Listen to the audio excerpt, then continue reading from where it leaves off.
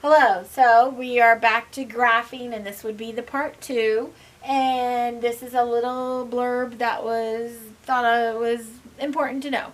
So the equation x plus y equals 4 is called a linear equation in two variables, and the graph of every linear equation in two variables is a straight line.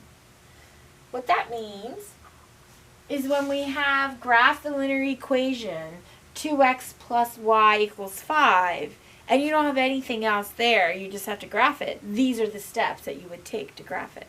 So the first thing you would do is the XY grid. It's a little box. We put the X and the Y. I chose 1, 0, and -1. And then we have to solve for Y. So what we would do is we would take each number. So the first one's a positive 1. I'd put it in for the X. So it would be 2 times 1 plus Y equals 5. And then this would be 2 plus y equals 5. I'm going to move that 2 over here. I'm going to subtract it. And you would say y equals 3. And then we would put the 3 there. You'd find the other point is what you're finding the second point. Then next one is 0. And I would do 2 times 0 plus y equals 5. I hope you know that anything multiplied with a 0 is a 0, and that answer would just be 5. And then the next one is a -1, and I would do 2 times -1 plus 5 plus y equals 5. And -2 plus y equals 5. I'm going to add that 2 and add that 2. I'm kind of running out of room, and this would cross off, and then we would have y equals 7. And then it tells me to graph. Now I think on the test you may have to choose a graph that would match similar to what you came up with on your paperwork. So you would have to do all these steps on your scrap paper on your test, and then when you get to the graph, you're going to find one that matches the one that you did on your scrap paper. So what we have is 1 and 3. I have 0 and 5. And I have -1 and 7.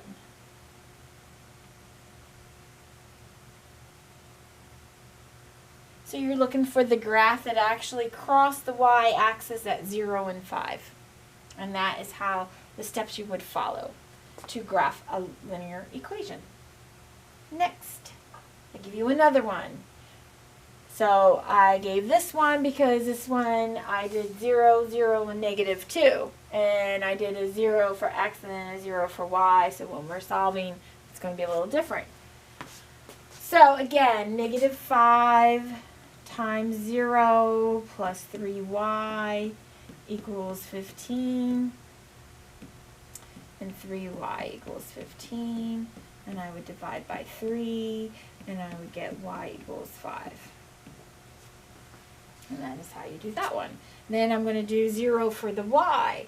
And I would have -5x plus 3 times 0 equals 15. And I would have -5x equals 15. Divide by -5. And x equals -3. So I would put that here.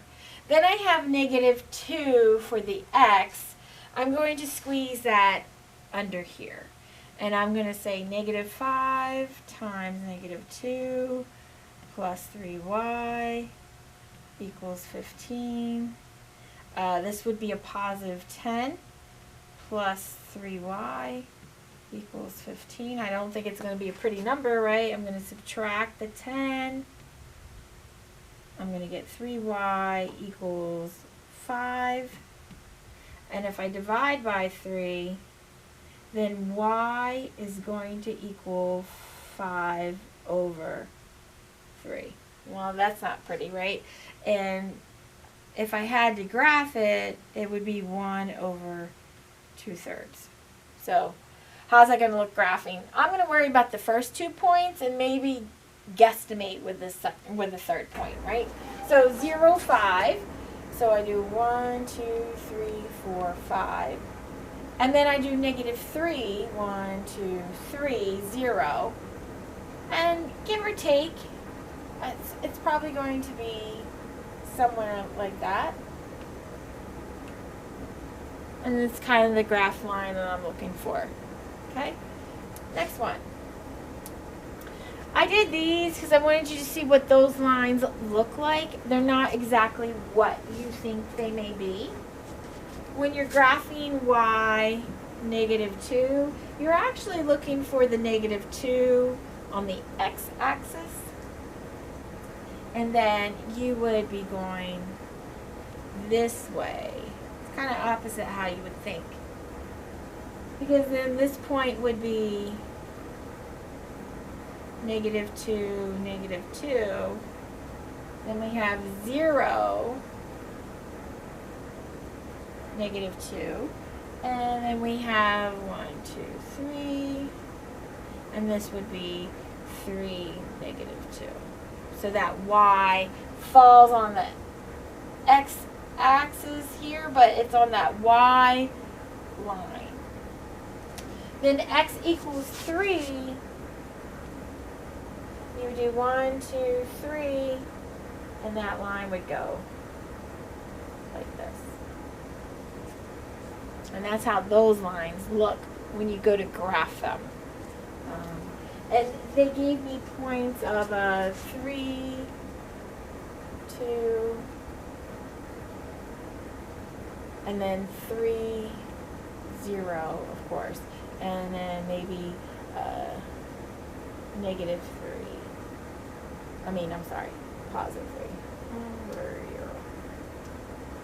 3 and -3. And that's what those points would be. So that is how you graph a line. And thank you, and have a great day.